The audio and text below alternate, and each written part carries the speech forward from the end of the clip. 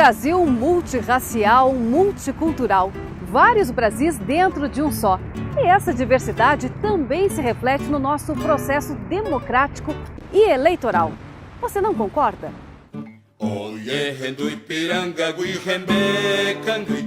A democracia é o sistema de governo onde existe a participação do povo nas decisões políticas de um país. E ela é fundamental. Mas será que todos os brasileiros participam dessas decisões, direta ou indiretamente? Será que todos se sentem realmente representados?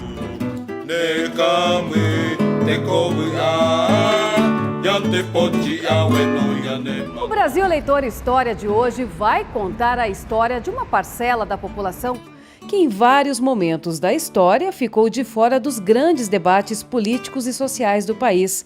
No processo eleitoral e democrático não foi diferente. Eles são chamados de minorias, mas são, na verdade, a grande parte da população brasileira. Eu estou falando dos negros, índios, mulheres. Esses grupos, índios e negros, que tiveram sua vida histórica dentro da constituição da população brasileira fadada ao trabalho, um trabalho não remunerado, muito árduo e sem a possibilidade de ascender, do ponto de vista econômico-financeiro, do ponto de vista da representatividade econômica, eles se tornam uma minoria. Mas no ponto de vista populacional, esses negros e índios e seus descendentes, eles se tornam a maioria. Então é a maioria dentro de uma minoria da representatividade econômica do nosso país.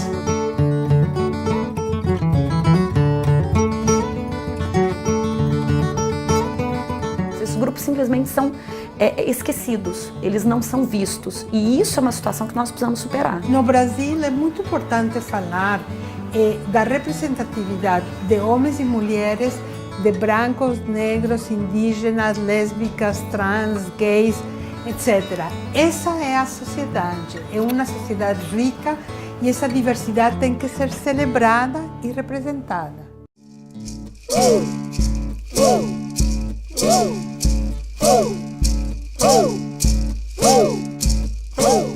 Antes da chegada dos portugueses ao Brasil, cerca de 5 milhões de nativos habitavam o território nacional. Hoje, de acordo com o IBGE, apenas 0,4% de pessoas se autodeclaram indígenas. Isso de acordo com o último censo realizado em 2010.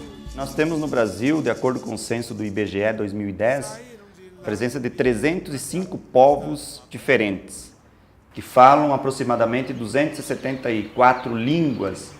Portanto, é um universo de modos de organização social, política, cultural.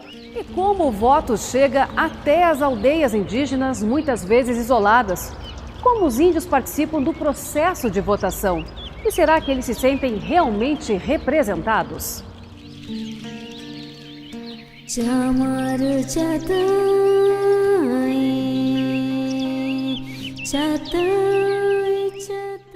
A Justiça Eleitoral vai até esses lugares, do Iapoque ao Chuí, de norte a sul do Brasil, tudo para garantir que todos possam escolher os seus representantes políticos. Levar as urnas às aldeias facilita muito a participação, o envolvimento dos povos, suas comunidades, seus membros nos processos eleitorais. Dos 475.351 candidatos que disputaram as eleições municipais de 2016, apenas 0,34% eram indígenas. É a etnia com o menor número de candidaturas. Segundo dados do TSE, os candidatos indígenas se concentram principalmente em estados da região norte, centro-oeste e nordeste. Mas essa representação ainda é muito pequena no Congresso Nacional. A gente sente a falta de um representante indígena aqui para estar nos defendendo, porque a maioria das nossas causas elas são a nível federal. O único índio a ocupar uma cadeira no Congresso Nacional Brasileiro foi o deputado federal Mário Juruna, em 1983. Era chavante, da tribo indígena do Mato Grosso. Ficou conhecido na década de 70 por percorrer os gabinetes da Fundação Nacional do Índio em Brasília, lutando pela demarcação de terra para os índios. Juruna foi eleito deputado federal com 31 mil votos, mas não por Mato Grosso, e sim pelo Rio de Janeiro. muita gente que achava, quando eu entrei na política, muita gente falava contra a Juruna, falava, imagina como que Juruna vai entrar no plenário, imagina o índio, o que é que vai resolver no plenário, como é que o índio vai representar índio. E o que eu quero saber, imagina o que é que o branco pode. Talvez índio pode representar melhor do que qualquer deputado, qualquer senador e qualquer da república. Cada um de nós tem consciência e cada um de nós tem capacidade. Infelizmente, na sociedade brasileira existe um grau de preconceito contra os povos e isso também acaba influindo no momento da votação por parte daqueles que não são indígenas. Isso somado ao fato de que as comunidades indígenas nos estados são minoria em termos de quantidade de voto, acaba criando uma situação em que inviabiliza a eleição de representantes indígenas para o Congresso Nacional, mas também para as assembleias legislativas dos estados. Apesar de ainda ser muito pequena a participação indígena nas disputas eleitorais, é possível notar uma leve mudança, pelo menos nas disputas municipais.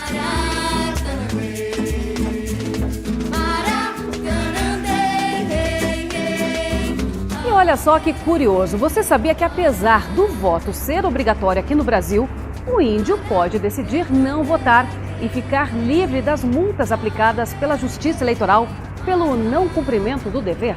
É interessante, a nossa Constituição de 1988, ela consagrou expressamente o multiculturalismo. Então, é exatamente isso. Os povos, eles têm o direito de se auto-organizarem, de se conduzirem de acordo com a sua cultura. Isso é muito importante num país tão diversificado como o Brasil e de extensões continentais. Então, a ideia foi preservar os hábitos e costumes dos povos indígenas. Além da legislação assegurar isso, eles têm também as normas internas, que eles seguem muito as suas lideranças internas, os caciques. Nessa eleição, eu tive conhecimento de um caso que houve uma discussão interna e uma deliberação nesse sentido do povo Gamela no estado do Maranhão. Mas eu posso dizer que é algo muito localizado. Em geral, as comunidades e povos acabam se envolvendo ou sendo envolvidas, né, nos processos de disputa eleitoral no país. E isso tem se ampliado bastante, inclusive, nos últimos anos. Existem requisitos mínimos para qualquer pessoa ser eleitor.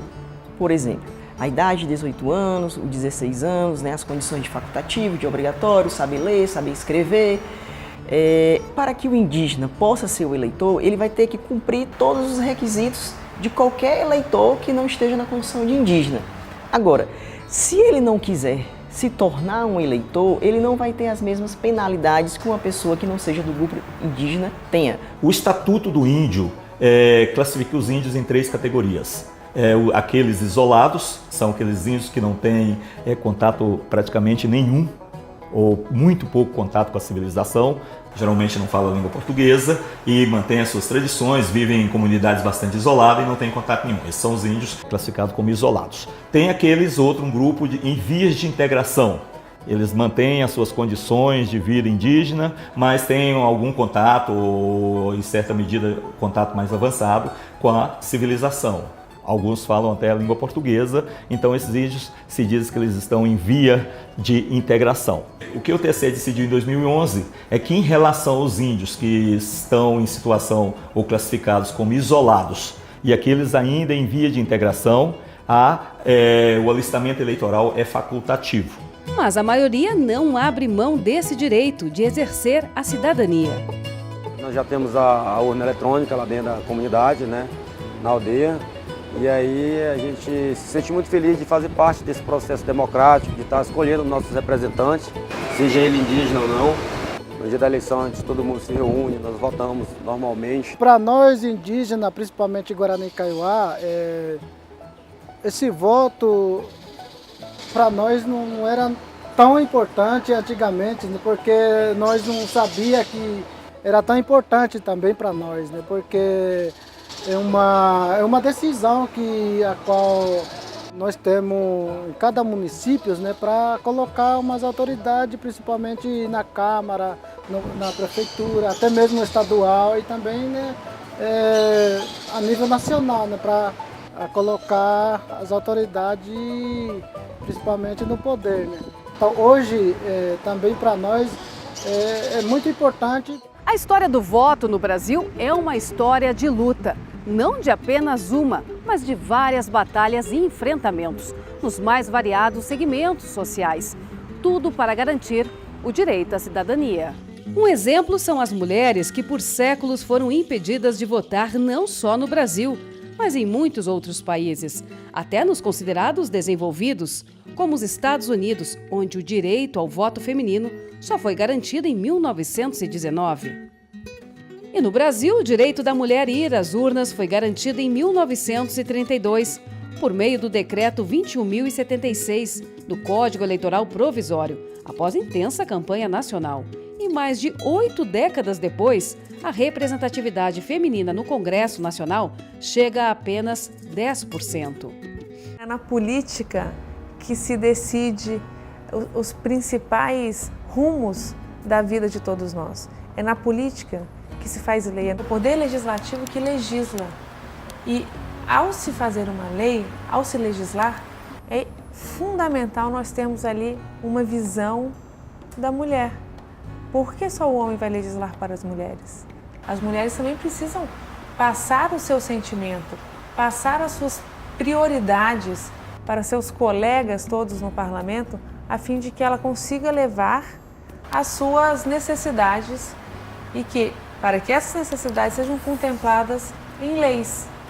Portanto, eu penso que quanto maior o número de mulheres nos cargos de poder, maior será o espaço conquistado pelas mulheres, não só no parlamento, mas em todos os demais ramos profissionais, educacionais. É realmente muito preocupante que um país do tamanho, da capacidade, da influência do Brasil tenha uma baixa representatividade. E nessa busca de oportunidades igualitárias, uma dívida histórica com os negros também os colocam em pé de desigualdade.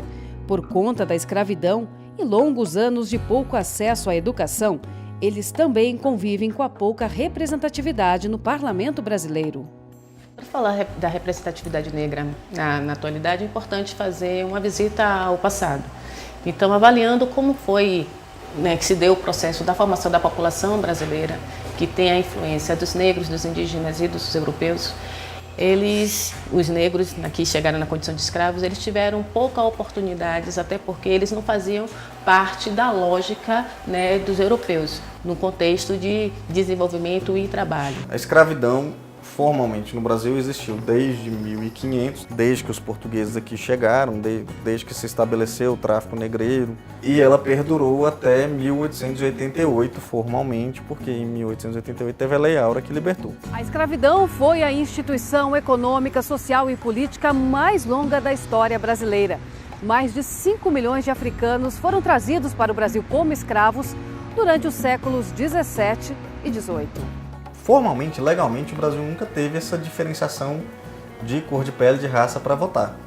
O problema grande mesmo dessa exclusão vem depois, com a Lei Saraiva, em 1881, que essa lei ela excluiu os analfabetos. E grande parte dos negros no Brasil, porque tinham passado boa parte da vida sendo escravos. Um regime escravocrata que ele escravizou durante 300 anos. Um belo dia resolve lhe deixar em liberdade e você na sarjeta, sem nenhum direito, sem nenhuma empregabilidade, sem nenhuma capacitação. Eles não conseguiam comprovar que eram alfabetizados e aí não podiam participar do processo eleitoral. Porque muitos dos nossos, das minhas origens, nunca foram dito para eles que era possível estudar, que era possível ascender de alguma forma, era possível formar opinião, era possível produzir conhecimentos. Então, eu acho que o contexto histórico ele pesa muito nessa falta da representatividade. E os movimentos sociais, os movimentos negros, eles vêm com essa força para justamente desmistificar isso. O primeiro deputado federal negro a ser eleito foi Monteiro Lopes, em 1909. E não foi tão fácil assim não, viu? Ele tentou 3 vezes, ganhou as 3. Mas apenas na terceira vitória ele conseguiu ser diplomado após mobilização nacional. Hoje, dos 206 milhões de brasileiros, a população negra representa 53,6% desse total. Nas últimas eleições, apenas 8,65% do total de candidatos se declararam negros, contra 51% de brancos e 39% de pardos. Você pega Salvador, uma população negra, nunca teve um prefeito negro. Só tem 2 deputados federais que se declaram negros e uma população enorme. Tinha pessoas que falavam que eu não ia ganhar a eleição porque eu era negra. É um espaço que é muito difícil chegar. Você pode observar que quem ocupa esse cenário hoje político de negros e negras são pessoas que já vêm de uma formação de liderança, de associações, de barras comunitárias, de algum trabalho que já vem fazendo ali, mas quando surge o negro ou negra participar desse espaço de poder, é de muita luta. Durante a escravidão no Brasil, os negros que conseguiam fugir se refugiavam nas matas. Os locais ficaram conhecidos como quilombos. Nestas comunidades, eles viviam de acordo com a cultura africana, ou seja, plantando e produzindo em comunidade. Durante o período colonial, o Brasil chegou a ter centenas de quilombos. Hoje, mais de 5.000 descendentes desses escravos vivem ainda nesses quilombos e confessam que é por meio do voto que eles podem garantir os direitos do povo quilombola.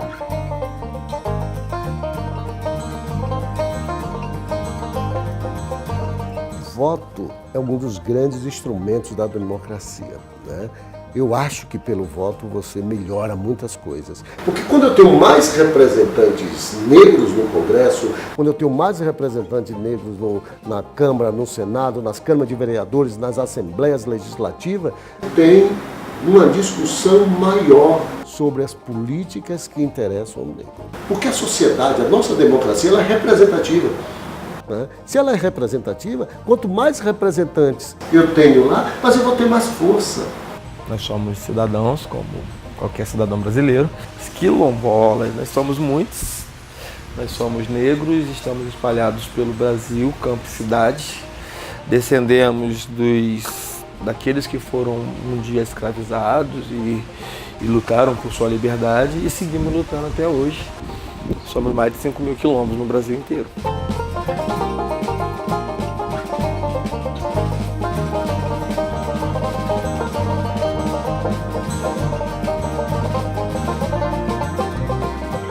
Pois é, o voto tem mesmo esse poder de transformar a realidade, seja de jovens, adultos, idosos.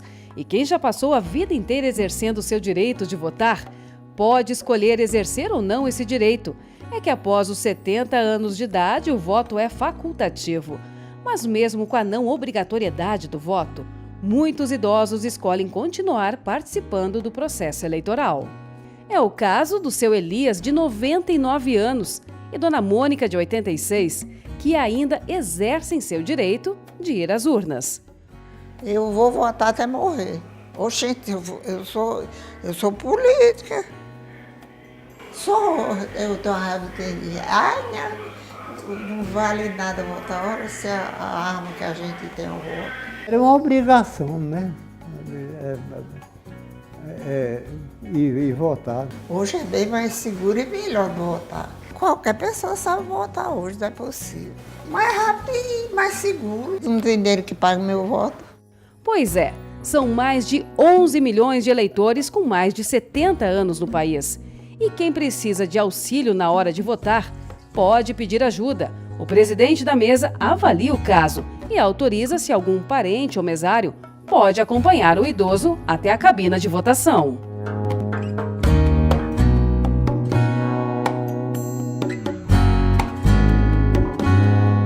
E como a sociedade evolui, o processo eleitoral acompanha essa mudança.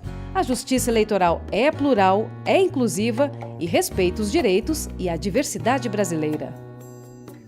Quando eu vou votar, eu vou como sou, Rafaele.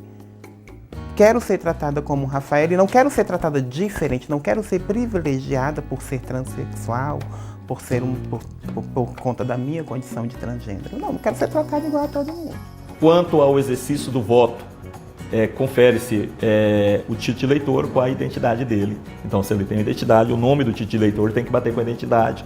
Provavelmente, quanto à aparência, se for o caso, os mesários são treinados a fazer essa conferência e agir com bom senso. Para mim sempre foi tudo muito natural, né? Votar para mim também foi muito natural, porque eu nasci e me criei aqui, né? Então aqui nessa minha região eu nunca tive problema com identidade de gênero, constrangimento na hora de votar, o documento não condizer com a minha identidade, então sempre foi muito tranquilo. Eu, como mulher negra, quilombola, né, que venho da luta, de um trabalho árduo, eu vejo que é muito importante.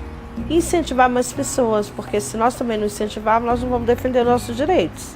Então precisamos de ocupar esse espaço. Como remanescente dos indígenas Tapajós, na região de Santarém, no oeste do Pará, mais especificamente às margens do rio Tapajós, a gente tem lutado para que os indígenas tenham esse reconhecimento.